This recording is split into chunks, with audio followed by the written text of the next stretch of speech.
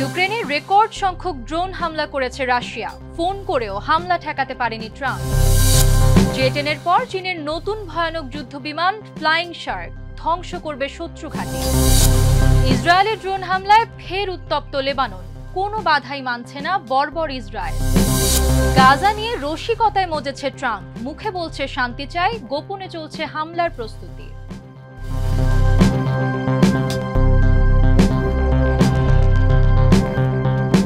দর্শক, আমন্ত্রণ মাই TV I নিউজে। এতক্ষণ দেখছিলেন শিরোনাম, সাথে আছি আমি আমাতুল আজিজ উর্মি।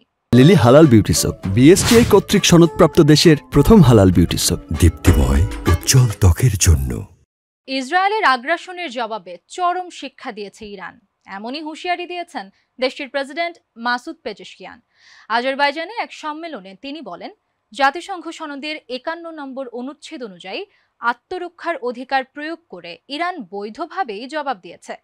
তেহরানে সেনাবাহিনীর প্রধান আরও কঠোর হুঁশিয়ারি দিয়ে জানান, ইসরায়েল ফের হামলা চালালে এমন প্রতিক্রিয়া আসবে যা আমেরিকাও ঠেকাতে পারবে না। বিস্তারিত রিপোর্টে। ইউক্রেনের রেকর্ড সংখ্যক ড্রোন হামলা চালিয়েছে রাশিয়া। ট্রাম্প পুতিন ফোনালাপের পরেই ইউক্রেনে এই নজিরবিহীন হামলা চালায় রাশিয়া। কি কথা হয়েছিল ফোনালাপে? ট্রাম্পের কথায় রাগান্বিত হয়েই কি হামলা চালালেন পুতিন? ইউক্রেনে ভয়াবহ হামলা চালিয়েছে রাশিয়া। 4 জুলাই কিয়েভে ভয়াবহ বিস্ফোরণ ও ধোঁয়ার কারণে শহরের আকাশ ভারী হয়ে ওঠে। ইউক্রেনের কর্মকর্তারা জানান, রাজধানী কিয়েভের রাতভর হামলায় একাধিক আবাসিক ভবন ও 6 স্থাপনায় আগুন ধরে যায়। আহত হয় অন্তত 23 জন এবং প্রাণ হারান 1 জন। এই হামলাকে 3 বছরের যুদ্ধের অন্যতম ভয়াবহ হামলা হিসেবে অভিহিত করেছেন তারা। এদিকে ইউক্রেনের বিমান বাহিনী জানায়, রাশিয়ার সর্বমোট 539টি ড্রোন নিক্ষেপ করে। ইউক্রেনের প্রেসিডেন্ট ভলোদিমির জেলেনস্কি এই হামলাকে ইউক্রেনের ইতিহাসের অন্যতম বৃহৎ বিমান হামলা বলে উল্লেখ করেন। তিনি বলেন, রাশিয়া আবারও প্রমাণ করল তারা যুদ্ধ ও সন্ত্রাস থামাতে চায় না। গত কয়েক সপ্তাহ ধরে রাশিয়া প্রায় প্রতিদিনই ইউক্রেনের শতাধিক ড্রোন ও মিসাইল ছুটছে। 5 দিন আগেই রেকর্ড সংখ্যক 537টি ড্রোন হামলা হয়েছিল। এদিকে ট্রাম্প জানায়, পুতিনের সঙ্গে প্রায় 1 ঘন্টা আলাপ হয় তার, কিন্তু ইউক্রেন ইস্যুতে কোনো অগ্রগতি হয়নি। তিনি বলেন, আমি একদমই খুশি না, তিনি যুদ্ধ থামানোর কোনো চেষ্টাই করছেন না। ক্রেমলিনের মুখপাত্র দিমিত্রি পেসকভ জানান, ট্রাম্পের বক্তব্য গুরুত্ব সহকারে নেওয়া হচ্ছে এবং পুতিন রাজনৈতিক উপায়ে লক্ষ্য অর্জনে আগ্রহী বলে জানিয়েছেন তারা। প্রসঙ্গত, 2022 সালে যুদ্ধ শুরুর পর যুক্তরাষ্ট্র ইউক্রেনের সবচেয়ে বড় সামরিক সহায়তা দাতা হলেও ট্রাম্পের ফের ক্ষমতায় আসার পর ইউক্রেনের সহায়তার ভবিষ্যৎ নিয়ে উদ্বেগ দেখা দিয়েছে। নাজমা, মাই টিভি। চীনের অত্যাধুনিক যুদ্ধবিমান J-15টি এখন আলোচনার কেন্দ্রে। ফ্লাইং শার্ক নামে পরিচিত এই ফাইটার জেট উড্ডয়ন ও অবতরণে সক্ষম বিমানবাহী রণতরী সাংডংয়ে মোতায়েন রয়েছে। 5 দিন ধরে এটি হংকং উপকূলে টহলে থাকবে।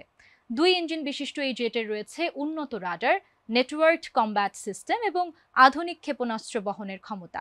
বিশেষজ্ঞরা বলছেন, এটি চীনের নৌবাহিনীর অন্যতম বড় শক্তি এবং আকাশ সমুদ্র উভয় ক্ষেত্রেই ভয়ানক ত্রাস। বিস্তারিত রিপোর্টে।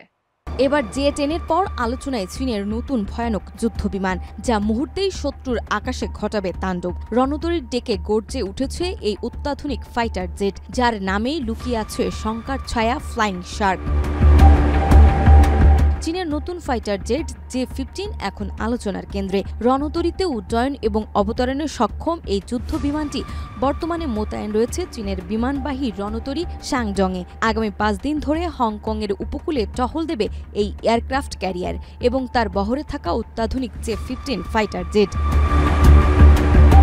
চীনা প্রযুক্তিতে নির্মিত 2 ইঞ্জিন বিশিষ্ট এই জেট স্বল্প দৈর্ঘ্যের রণতরীর রানওয়ে থেকেও সম্পূর্ণ অস্ত্রবোঝাই অবস্থায় উড্ডয়ন ও অবতরণে সক্ষম। এতে রয়েছে উন্নত রাডার, নেটওয়ার্ক কমব্যাট সিস্টেম এবং অত্যাধুনিক ক্ষেপণাস্ত্র বহনের সক্ষমতা। যুদ্ধ সক্ষমতায় এটি এখন চীনের নৌবাহিনীর অন্যতম প্রধান শক্তি।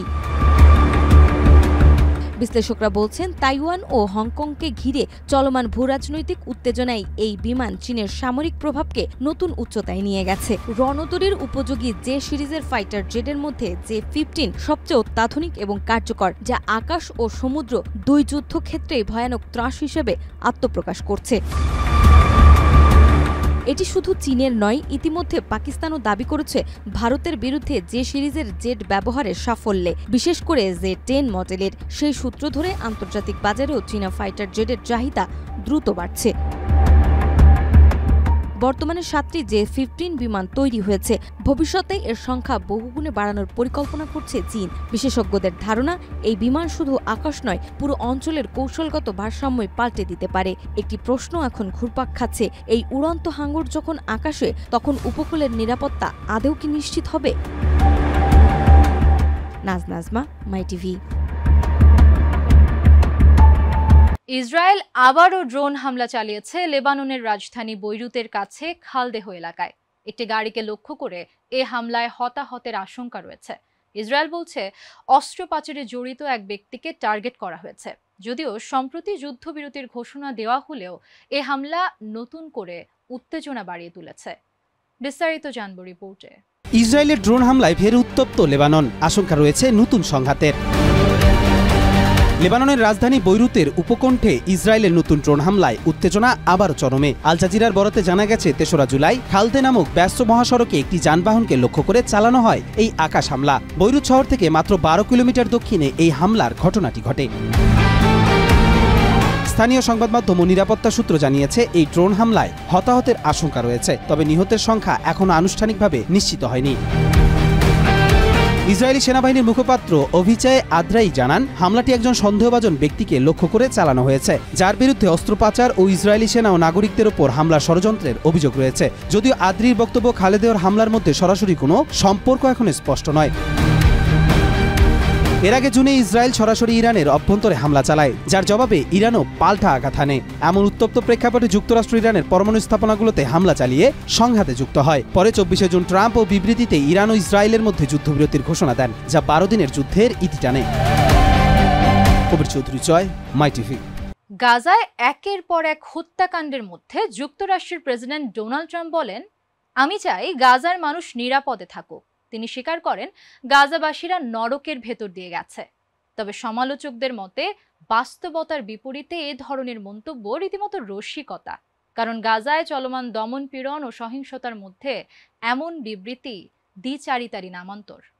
বিস্তারিত রিপোর্টে। গাজায় একের পর এক নৃশংস হত্যাকাণ্ড, অথচ মার্কিন প্রেসিডেন্ট ডোনাল্ড ট্রাম্প বলছে গাজার মানুষ নিরাপদে থাকুক, তিনি এটাই চান। গাজাবাসীকে নিয়ে মন্তব্য আর বাস্তবতার এই দ্বৈত সত্তা যেন চরম রসিকতা। কোথায় এই রসিকতার শেষ, তা অজানা। আদৌ কি কখনো গাজায় শান্তি ফিরবে, নাকি শুধুই শান্তির নামে আশ্বাস দিয়ে উপহাস করা হবে নিরীহ এই জনপদকে?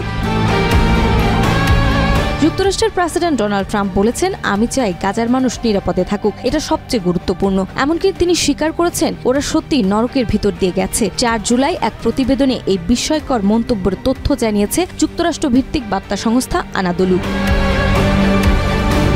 আনাদোলুর প্রতিবেদনে বলা হয়, ২ জুলাই ট্রাম্প সাংবাদিকদের এক প্রশ্নের জবাবে এসব কথা বলেন। তাকে প্রশ্ন করা হয়েছিল, তিনি কি এখনো চান যুক্তরাষ্ট্র গাজা নিয়ন্ত্রণ করুক। এর জবাবে ট্রাম্প প্রথমে গাজাবাসীর নিরাপত্তার কথা বলেন। তবে বিষয়টি এখানেই শেষ নয়। এর আগে চলতি বছরের ফেব্রুয়ারিতে ট্রাম্প গাজা নিয়ন্ত্রণে নেওয়ার প্রস্তাব দিয়েছিলেন, যা আন্তর্জাতিক মহলে ব্যাপক প্রতিক্রিয়ার জন্ম দেয়। তবুও সাম্প্রতিক মাসগুলোতে তিনি বারবারই ওই প্রস্তাবের পুনরাবৃত্তি করেছেন। আন্তর্জাতিক সম্প্রদায়ের অনেকেই এই অভিযানের ভয়াবহতাকে গণহত্যা হিসেবেও আখ্যা দিয়েছেন। এখন দেখার বিষয়, ট্রাম্পের সাম্প্রতিক সহমর্মিতা কি শুধুই কথার ঝলক, নাকি এতে গাজার বাস্তব পরিস্থিতিতে কিছুটা পরিবর্তনের ইঙ্গিত আছে। নাজমা, মাই টিভি। দর্শক, এই ছিল আজকের মাই টিভি আই নিউজ। ধন্যবাদ এতক্ষণ সাথে থাকার জন্য।